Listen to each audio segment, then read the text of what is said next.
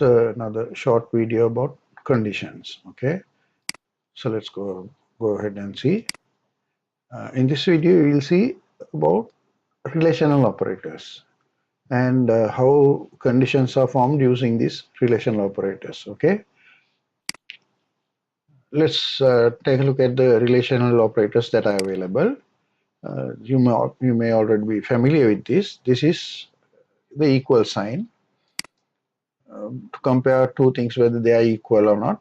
This is used for less than, to see whether something is smaller than another thing. This is used to check for greater than sign values.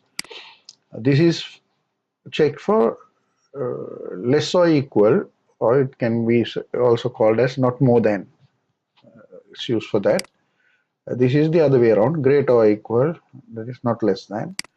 And not equal can be put in two ways. One of these is like that, or you can even use that. Either of those is okay. So these are the relational operators that are available, and let's see how these are used. Okay, to form a condition. Every condition can be made with an expression. Now, in our previous lesson, session, we looked at what an expression is. Right? We have looked at numeric expressions and alphanumeric expressions. If you are not sure, just go back and watch the previous videos. Okay, right. So with the expression, you have one expression here. Then you use the relational operator, that is the equal or greater or less or one of those relational operator, and then another expression. This is how a condition is formed. The condition will have an expression, a relational operator, and expression, a relational operator, and another expression. This makes up a condition. Okay, these three things. So let's see some example. Consider the following variables. Let's say there is a numeric variable called age1 in which we have stored 25, and another numeric variable called age2 where we have stored 35. Okay, so now look at these examples. So here, let's see, we have written a few conditions.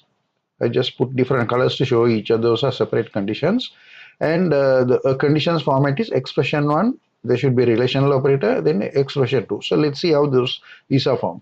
So if you take this, see, this is the expression 1. Now I told you, a numeric constant or a value or anything that can generate a result is a expression. Okay, 3 will always be 3, so it's an expression. That's how we do. Then we have a relational operator. Then we have another expression 2. So that follows this format. See, expression 1, a relational operator, and then an expression 2. So this is a condition. 3 equals 4 is a condition. Okay, you are checking something, comparing something. Same way here, the expression is 4 plus 3 is the expression 1. Then the greater than sign is the relational operator. Then we have 6, which is an expression 2. So this is another condition or a comparison. I can say condition or comparison. Okay, either of the word is okay. So if you take this one, age is a numeric variable, right? Now age is actually 25. It's one expression.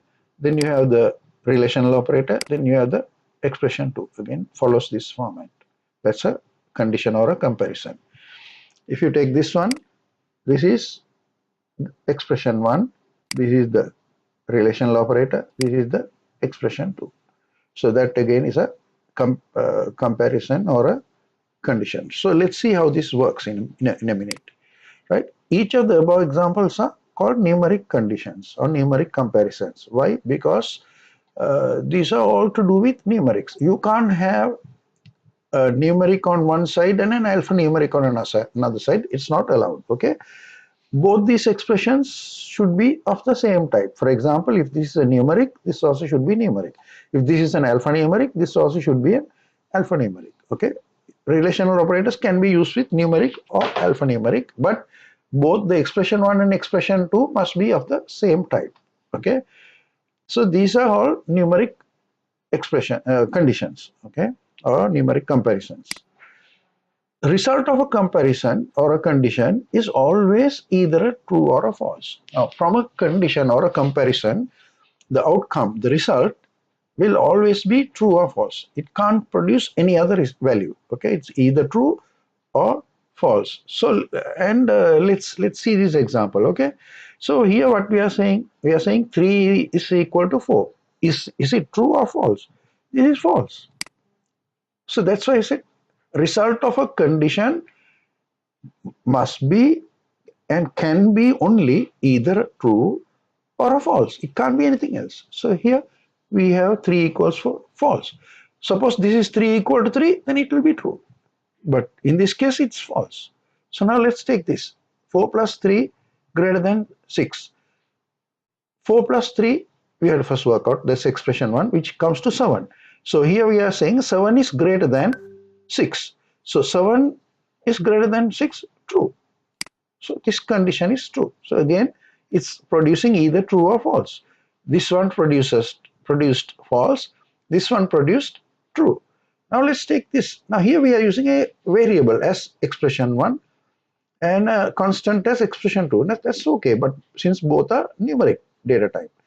What is age 1? Age 1 is 25. And here we have 25. So what we are saying here, age 1 is less than 25. So that means we are very invariably saying age 1 is 25. So 25 is less than 25. No. How can 25 be less than 25? 25 is equal to 25. So if you said 25 is less than 25, then it's false. Okay, 25 can't be less than 25. No. So it's false. What you're stating here is false. What you're stating here is true. What you're stating here is false. So like that. Okay. So here another example of a condition. Expression 1, we have expression 2 and the relational operator. Okay, here we have put age 1 plus age 2. You know BODMAS, remember? You have to do the bracket first. So age 1 plus age 2 is 25 plus 35, which is 60. Then 60 divided by 2 is 30. So the result from here is 30. Here it is age 1, which is 25 plus 3, which is 25 plus 3, 28. So here what we are saying is 30 greater than 28. That's true, right? 30 is more than 28. True. So this evaluates to true. So if you see, any condition that you write can either produce a true or a false only. Okay, the outcome is always a true or a false. Very important to understand this. Okay, so if you have any problem with this, please verify it. Okay, right now let's